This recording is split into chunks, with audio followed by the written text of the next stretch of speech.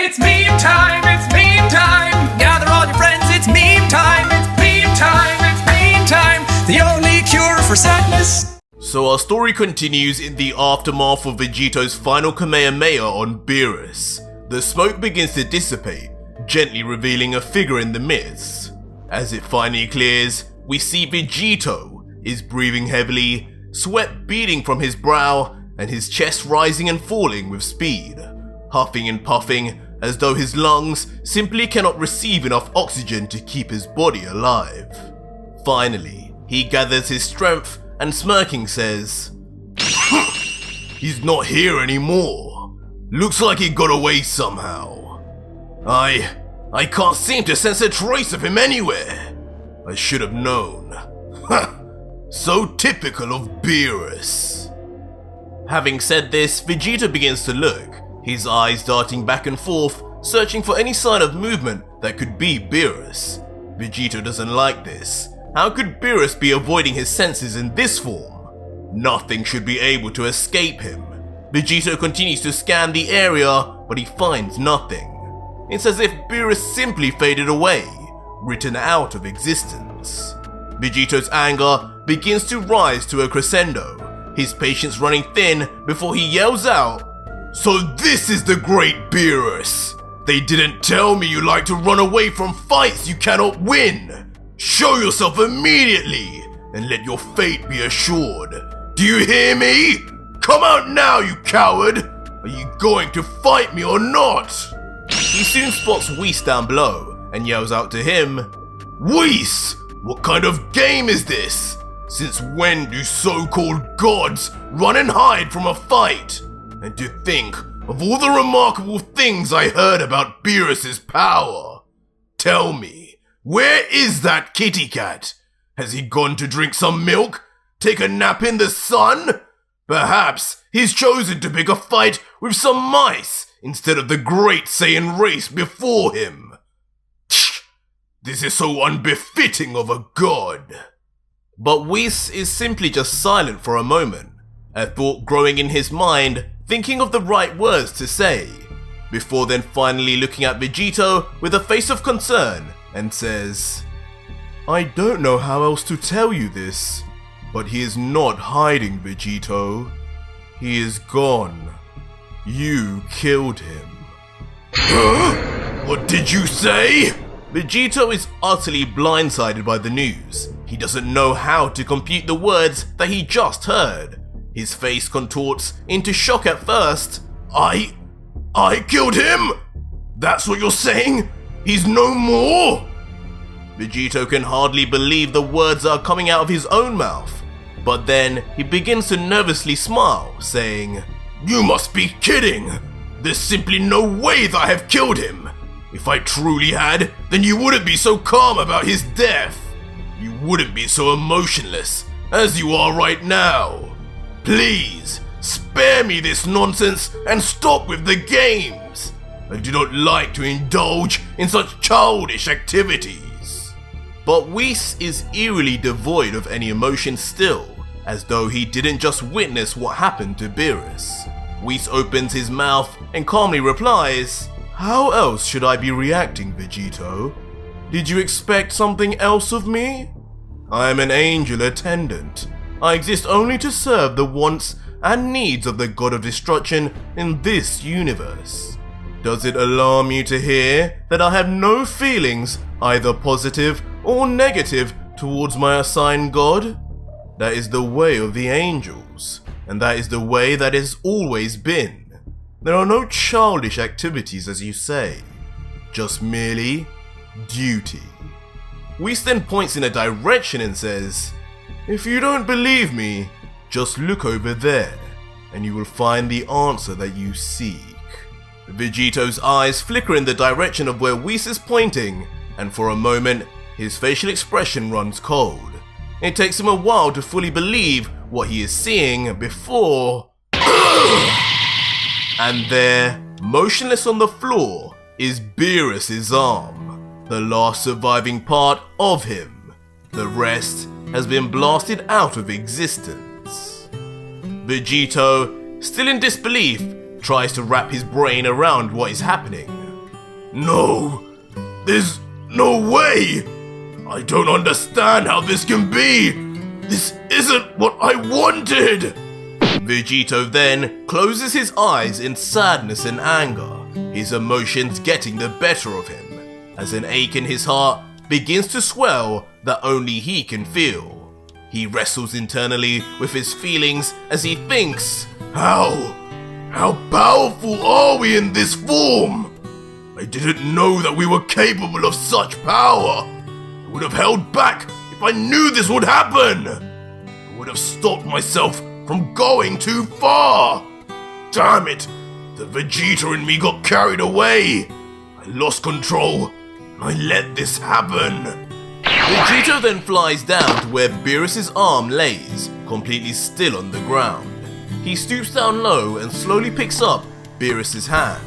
For a few moments, he peers at it sadly, a range of emotions coursing through his body, hating that after everything that has happened, it finally came down to this. What have we done?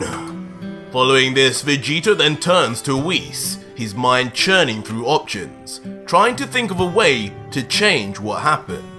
He says, So, what happens now? I have a bad feeling about this. I know that they're extremely powerful, but I wouldn't think the Dragon Balls alone had the ability to revive a god. What do I need to do to fix this? I know that this is my wrong, and I have to find a way to make this right, Whis. I will give my life if it means bringing back Beerus.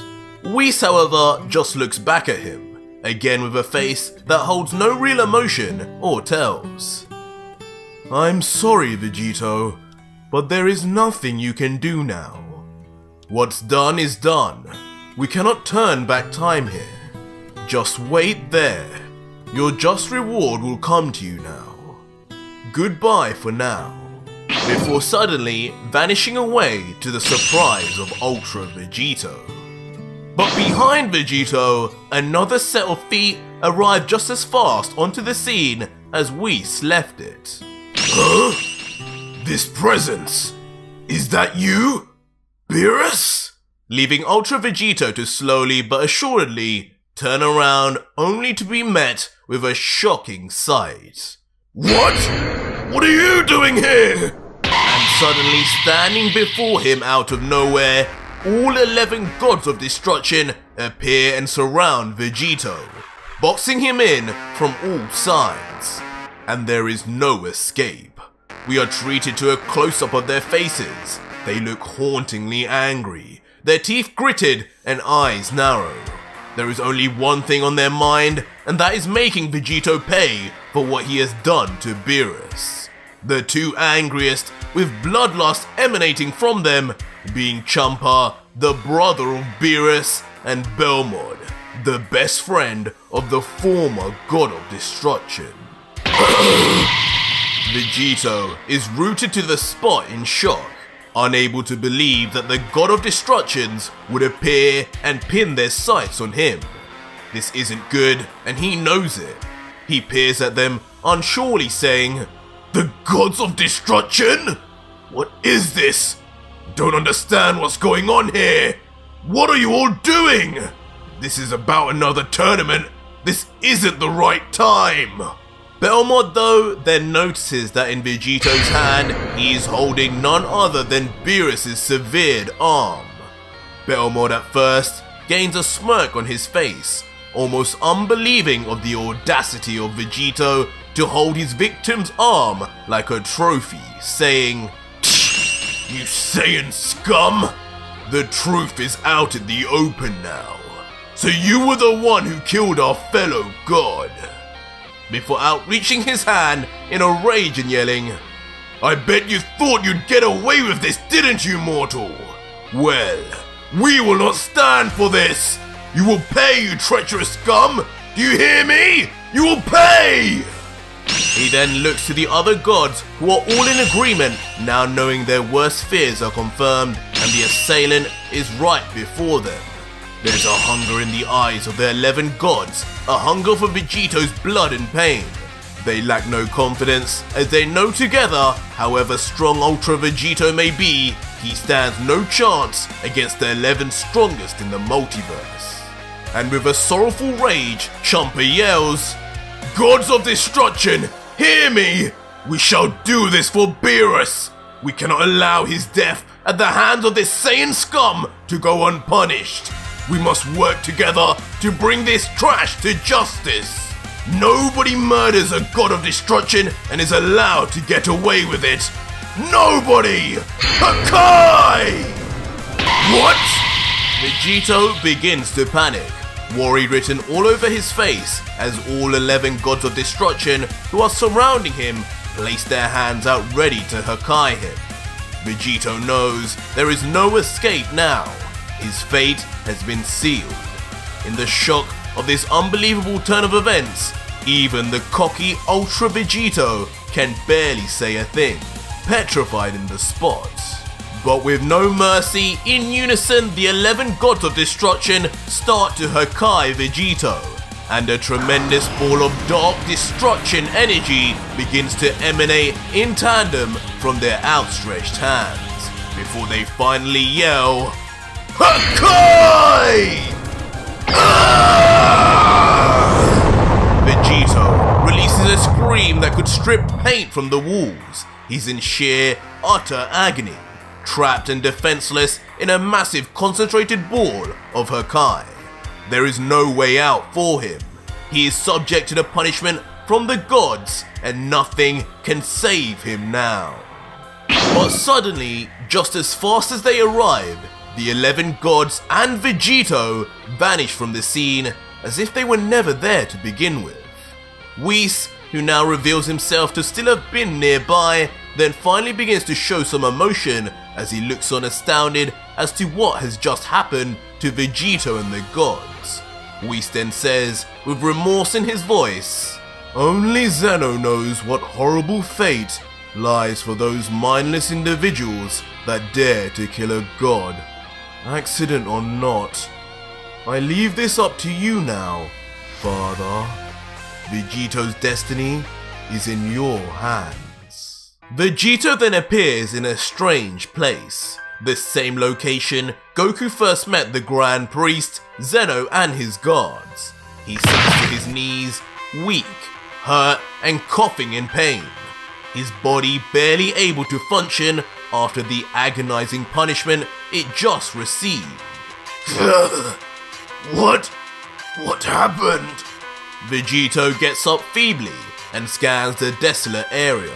Nothing stirs. It seems as though he's the only one there. He says, "Where did those gods go? Did they spare me? Did they finally see that what happened to Beerus was an accident? Surely they must know I didn't mean to kill him. That isn't me." But as Vegito self-reflects, out of nowhere, a stern voice hits Vegito's ears, calling out from the distance saying, "Don't be so foolish, Saiyan. No, of course they did not spare you. Why would they ever do that? In fact, they brought you here for an even worse fate." You! Vegito turns around to see that Zeno is standing there with his 2 guards and the Grand Priest. They're staring right at him as though they were looking into his very soul, scrutinizing Vegito's every movement. The subtle, happy, and calming nature of the Grand Priest and Zeno have now worn off. It is almost like they are now 2 entirely different entities. Vegito is in utter disbelief and says, "Zenchan, is that really you? So it was you who was behind all that? What is going on here? This is a big misunderstanding. I hope you realize." And still in pain and wrecked with fatigue, Vegito begins naively walking over to Zeno, saying, "Listen to me, carefully. You know me. I didn't mean to do any of this. It's not what I wanted. If there's a way to bring Beerus back, I'll do it. Just... This is... But before he can move any further, Vegito looks down and sees one of Zeno's guards has appeared right in front of him and delivered an excruciating punch right in his gut, with the guard confidently saying, "Stand back. Move only when told to move, mortal." Vegito coughs out blood in pain. The wear and tear on his body from the 11 gods Hekaiing him has made him too slow to react to the punch. Vegito can only drop onto one knee, saying, "Damn, they're really fast and strong. I didn't see it coming. It was onto me before I could even move." Knowing that violence isn't the answer here, Vegito then looks up to Zeno again and says, "Zenchan, stop this madness. Please just listen to me for a moment. Let me explain what's going on. It's me, Goku. Well, right now I'm actually Goku and Vegeta combined together, but you know me and you know this isn't right. Just give me a second to explain myself, damn it." But his words fall on deaf ears. Zeno doesn't want to hear the words coming out of his mouth, and much less the Grand Priest, whose face becomes even more unimpressed and dark in nature. In a blur of extreme movement, fitting of the father of all angels, the Grand Priest stealthily appears behind Vegito, evading his senses, and knocks him out from behind with one perfect blow. No! And with just that one move, the Grand Priest, ranked one of the 4 strongest in the multiverse, knocks Vegito straight to base and onto the ground, unconscious like a mere child. With Vegito now out for the count, the Grand Priest, with a stern face, looks down and says, "That will be enough talking. Do you not see that we do not need any more explanation from you? Your judgment is near and will come from Zeno in the next few days, God Killer. Until then, you have our permission to rot here in silence." The scene then goes pitch black as some time passes by. Let me out of here! And from the pitch black, we are treated to a shocking image of a severely bloody and bruised Vegito who is now suspended in midair by a jungle of chains that bind him from the walls and ground. Now topless, each one wraps around a limb from his feet to his legs, his arms and his neck. He's completely bound, trapped and nowhere to escape. This is the tragic end of Ultra Vegito. Or is it? So our story continues with Vegito helpless and imprisoned. He's still chained up like some animal instead of the fearsome Saiyan warrior he truly is. It has been a long and fraught 10 years of being bound and kept here defenseless and entirely alone. His arms and legs both limp, having been chained up now for a decade.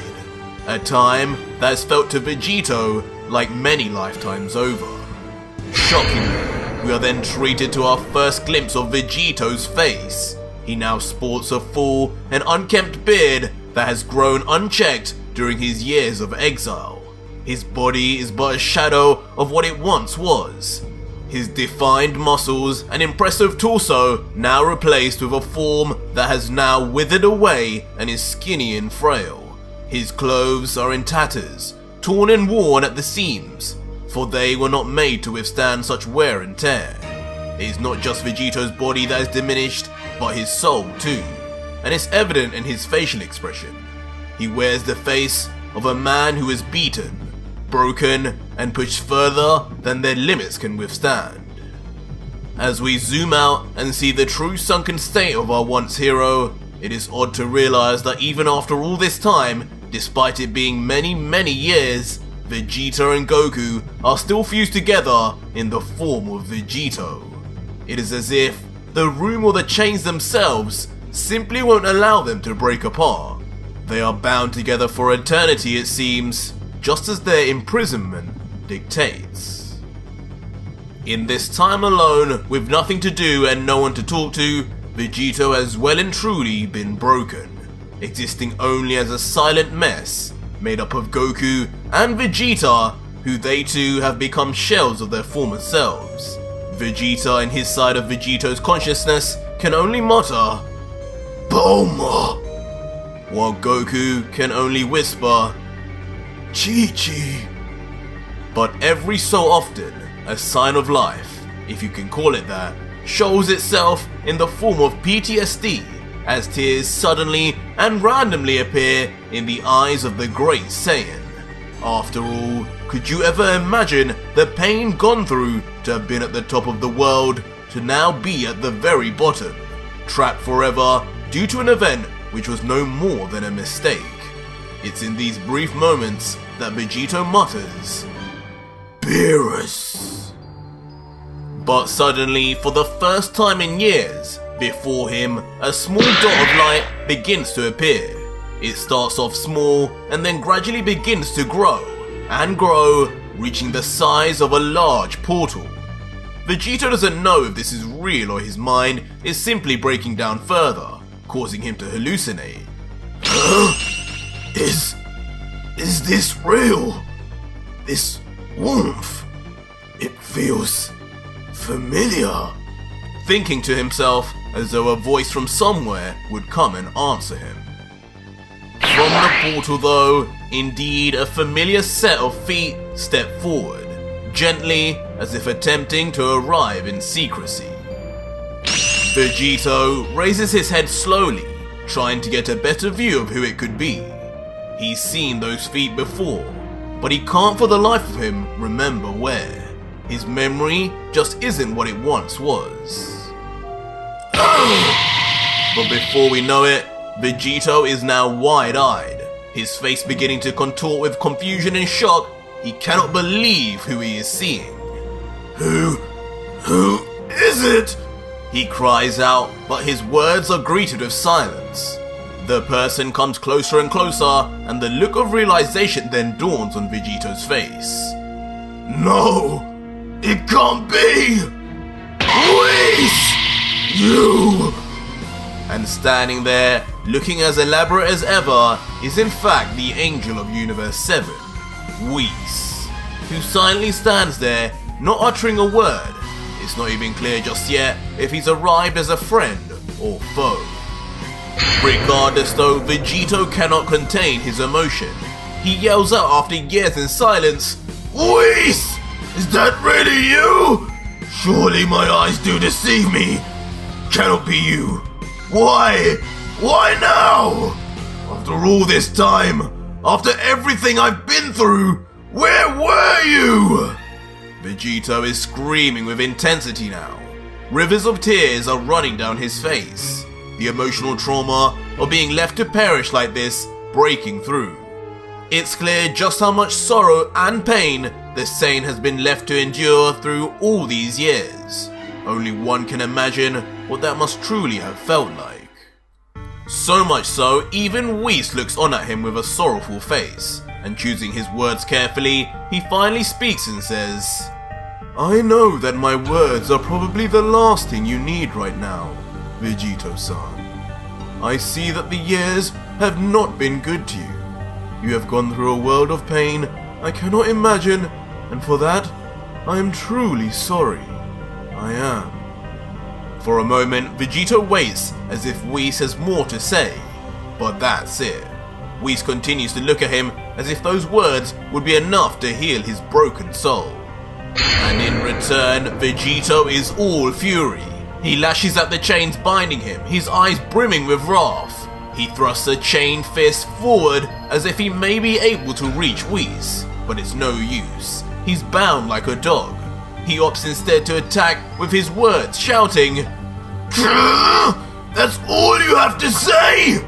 Those few pointless words? After 10 years of me wrongfully being trapped here? What good is your sorry? Will it give me back my life?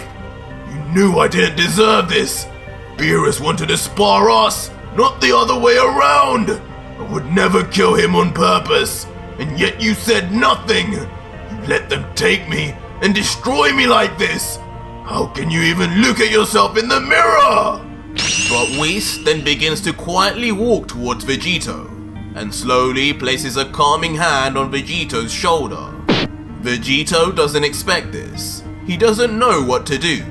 But then again, what can he do? Whis begins to talk, his voice calm and soothing as he replies, I know, Vegeta-san. I know. You think that I don't care? That I haven't been trying to right this wrong? That's simply not true. For the last 10 years, I've tried over and over again to plead your case with my father, the Grand Priest. But it has been to no avail. There is only so much a son can do to make his father listen. You know I have no audience with Zeno. Therefore my father was my only way in. But you must also know, by angelic law, there is no excuse for the complete destruction of a god. You see, Vegito, you did not just kill Beerus by your mistake. In reality, in your Ultra Ego and Ultra Instinct fused form, your destruction energy from Vegeta's side led to his complete erasure. That is why I gave you no recourse to revive him. Once a god of destruction passes, by law, I must remain inactive until a new one is appointed. My powers ceased there and then. Continuing on, Whis says, but I promise you, I didn't give up. I continued looking for a way to free you. That's when I thought of the Super Dragon Balls. They were the only option available. As far as anybody knows, they are the only Dragon Balls powerful enough to revive one that has been erased.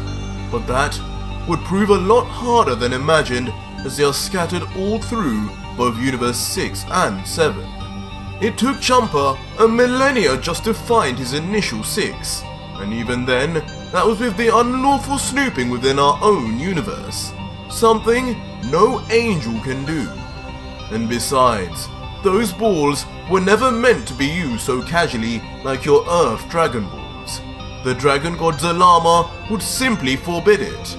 Once every 1,000 years is what he orders, since it is with his own power that the dragon draws its ability from.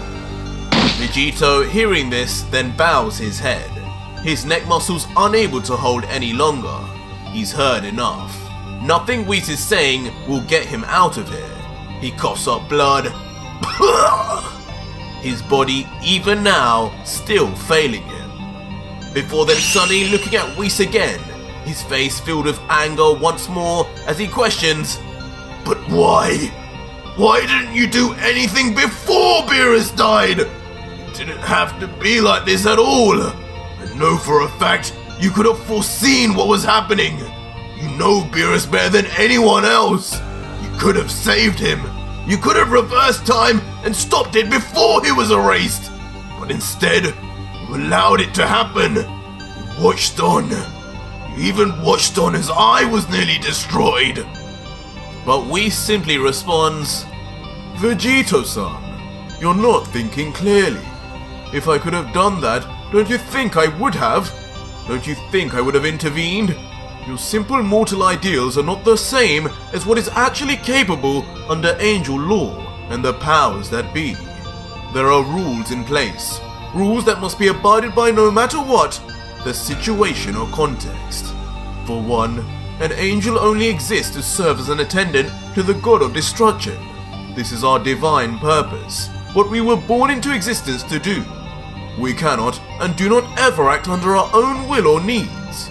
To do so would result in our own erasure from any and all timelines. It is certain death. The only times I have shown you such a technique, Beerus would have been right next to me to give me the go-ahead. I acted upon his say-so, not just because I felt like it. The only other exception to the rule is if my own god of destruction makes a mistake that would harm the universe he and the Supreme Kai reside over. This is the one and only time that I may step in and correct this flaw and undo what has been done. I know this must be hard to hear, Vegito-san, but your destruction of Beerus, I'm afraid, fell into neither category. And even if it did, I don't think you understand the power you have, Vegito-san. Not even I could have reacted fast enough to stop your attack at that moment. And once he was destroyed, as I said, my powers ceased regardless. Tears then once again begin to stream down Vegito's face again, as he realizes this is it. This is his life now. There is no hope for Beerus or himself. He has been doomed to live out a life in chains. Vegito asks one final time, "So, there's really nothing I can do? There's no way for me to escape this hell, this life of torture? Even death would be better than this. Why even come? Just to take away the last bit of hope I had?" But even in a dark situation like this, the slightest glimmer of light from Goku and Vegeta appears, as a smirk comes to Vegito's face and a memory begins to surface. Even while crying, even while in this dire situation that he's in, he still tries to bring some bleak humor, saying, "Don't tell me you've come all this way just to ask me to be the next god of destruction again, because honestly, after everything I've been through, I have to say, I might just consider it this time." But I'm thinking it would be as Vegito, because I'm guessing these angel-grade Potara of yours aren't going to defuse us anytime soon at this point, are they, Whis? And in response, Whis just looks at him with a small smile and says, I see that even after all these years alone, in this god-forsaken place, your humor hasn't left you. It's good to see that smile again. But yes, perhaps if you had defeated Beerus under official conditions in a proper bout as a God of Destruction candidate like Toppo was, then your ascension to God of Destruction could have rightfully followed. But to prove yourself stronger outside of those conditions, I'm sorry, but it means nothing to Father or Zeno. And murder outside of it only means treachery and punishment. As we know from your old friend Jiren, despite being proven to be stronger than Belmod in a bout of his own, he will never become the next god of destruction of Universe 11, simply because he too refused to become a god of destruction candidate just as Vegeta did. These are the hard lines that cannot be crossed, Vegito-san. Laws we must obey. Vegito, for a moment, realizes the truth in his words, saying, "Got it. Like Jiren." Continuing his explanation, Whis says, "But to answer your question in regards to your fusion, you're correct. When I gave these earrings to you both, I told you that these would last at least one day. And that is because Angel-grade Potara can last forever if need be. Though it is up to you, the wearer. If you decide to take them off, you will find that you will return to your individual states, back to Vegeta and Goku as separate entities. But I guess for the last 10 years, you haven't exactly had the luxury of doing that, or anything else for that matter." Vegito in response looks down forlorn once again, muttering, I see. I guess thank you for the information. As meaningless as it is while I'm locked up like this. But one thing I still don't understand, Whis, is you've come all this way to tell me about angel laws, why I cannot become a god of destruction, and even to tell me I'm stuck as Vegito too. Yet the question still remains, why exactly are you here? What is it that you need from me? Look at how late you've left this. All I've wanted to do all this time is just go back and see my family. To go back to Earth. To continue my life as it once was. But from your words, it seems that hope is now dead and gone forever. Whis, now with a serious face, responds, "I know that I cannot fix what has been done to you, Vegito-san. Nor can I truly emphasize with the pain and suffering you must have gone through being locked away here for all these years. But hopefully, my next words will be of great comfort to you, Vegito. I have come to free you." What? Vegito's face immediately lights up in shock. He cannot contain the emotions coursing through his veins.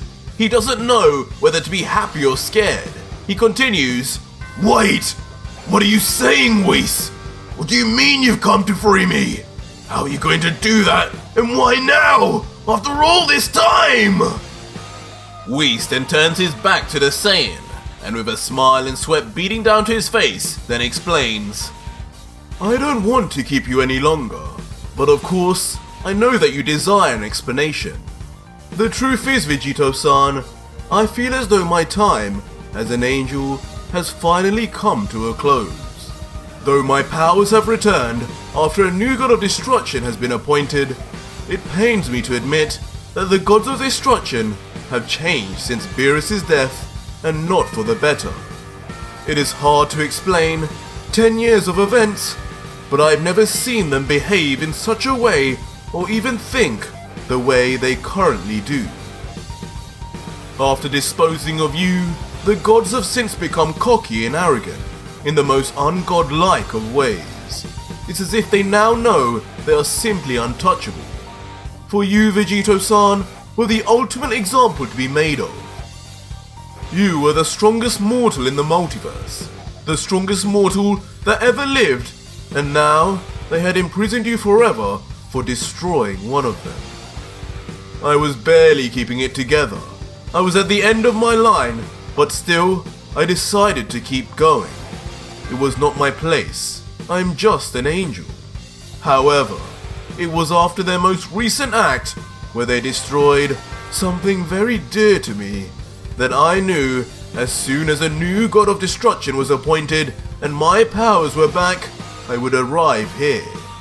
I knew then that something had to be done about this, and that something is this. I stand here before you, knowing that my final act before disappearing will be to save you, Vegito-san, to finally undo what has been done, but this time, not by time reversal. A shocked Vegito is distraught, unable to accept the words he is hearing. He says, "What? Disappearing? To where? I don't understand any of this. What exactly are you saying, Whis?"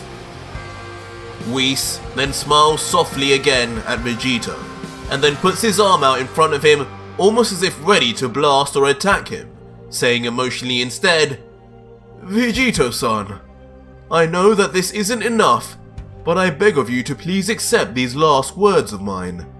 I'm sorry for what you have gone through, and still going through. I'm sorry for what my father and Zeno and the other 11 gods have allowed to transpire. The evils they have inflicted on you, and the horrors they forced a hero such as yourself to face, I know that it is wrong. I am but a mere angel, and to meddle with mortal affairs and to go against the decision of my superiors is one that will be met with erasure. But I have watched Universe 7 for a millennia, and in that time, I know what is ultimately best for it.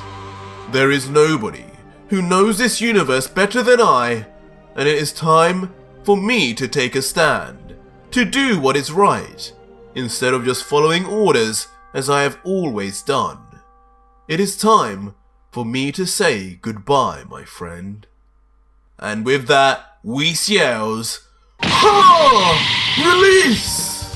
And just like that, a force from Whis is thrust upon the chains, snapping them open and breaking them up into pieces instantly. Vegito has been released after 10 years and yells, What? I'm free!" Not used to standing up on his own, he immediately falls weakly to his knees as the rest of the shackles clamber on the ground, trying to regather the strength he once had, but he coughs up blood once again, his body straining under its own weight. "My body, it feels different." Still on his knees, Vegito then strains his heavy head to look up, and suddenly yells, "Whis!" He screams, a lump in his throat from emotion. He knows something is happening, something bad. But Whis says nothing. He simply smiles and stares at his mortal friend, Vegito, as he begins to slowly erase to nothing, his existence being wiped out for eternity, just as he had foreshadowed earlier. Vegito, even with no strength, finds something deep inside to throw out a hand and naively grab him. But as he tries to grab Whis, his hand is met with nothing but thin air. Whis has gone, disappeared into the nothingness that is erasure. No! Whis! Vegito yells, but his words cannot follow wherever Whis has gone, and are ultimately met with pure silence. He falls to the ground, wrecked with emotion, struggling to accept what is happening. He starts slamming the floor in anger, tears running down his face and splashing onto the floor, creating a puddle. But suddenly, something piques his interest. There's something else in the room with him. At the corner of his eye, he notices that Whis' staff has been left behind by the angel. Slowly, mustering his strength and moving cautiously as if not to tempt fate, Vegito struggles to his feet and makes his way over to the staff. Instantly he grabs it, like it was made for him, only whispering, "Whis, what did you..." But now, moving the staff around full of hope and energy, he looks at it with a smirk saying, "I guess this was your last gift to me, Whis. I cannot thank you enough. Maybe, just maybe with this, I'll be able to travel to the other universes and to Zeno to try and sort this mess out. Is that what you wanted, Whis? Maybe this is how I bring you and Beerus back somehow. But for now, there's only one thing I have to do for my own sake, Whis. And that is go back to Earth to see my family, my friends, my home. But first, I can't let anyone see me like this. Maybe Bulma would like it, but for Chi-Chi, this is a big no-no. I gotta get rid of this damn beard." Vegito then summons an energy sword from his hand, and in one precise swoop, the beard falls to the floor in tatters. Now clean-shaven and looking more like the Vegito we know, Vegito stands tall, almost a new man with the staff, and calls forth, "Take me to Earth now!" And surprisingly, as if the staff knew Vegito always as its wielder, then shoots off, taking him with it. But Vegito soon arrives in a blank and empty space. He looks around, not sure what this means or even why he's here. There's literally nothing here but empty darkness. Definitely no sign of Earth. This doesn't make sense at all. What the hell happened here? Did the staff take me to the wrong place or something? It couldn't be. Vegito then places his fingers on his head, thinking, "I'm not sure what's going on here, but no matter anyway. I'll just use instant transmission and lock onto someone on Earth. Let's see who I can find." He closes his eyes and concentrates. No way! But as he tries his best, he still can't seem to find anyone. Vegito starts to panic now. He opens his eyes and says, "What? No! That's impossible! I can't sense Earth anymore or anyone on it anywhere! How could that be? This is where it should be!" Following this, he immediately looks to his right and points to the moon saying, "There it is! Earth's moon! Kami restored that long ago after Piccolo destroyed it. I'll never forget that or where it's supposed to be." Trying to rationalize things, Vegito then places his fingers on his head again and tries to go somewhere, to lock onto someone, but again, nothing happens. As Vegito grunts, "You're kidding me! Even New Namek has gone! What is happening? Who could have done this? Surely this is some kind of trick, a game someone is playing!" Wait a minute. Suddenly, Vegito's face goes extremely shocked and wide-eyed as he has a flashback to one of Whis' last words. Words that rang. They destroyed something very dear to me. The pain is almost too much for Vegito to bear. He grimaces in agony as he realizes what Whis was talking about. No, they didn't. Did they? Even Namek? As rage begins to build, he continues. Those damn gods! They imprisoned me for all this time! Erased my family and friends! Made Whis erase himself! And removed our only hope of bringing anyone back! Why? Why?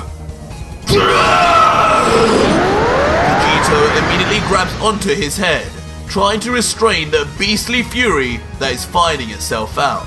The heartache is too much, the grief begins to consume him, and his primal Saiyan rage overflows.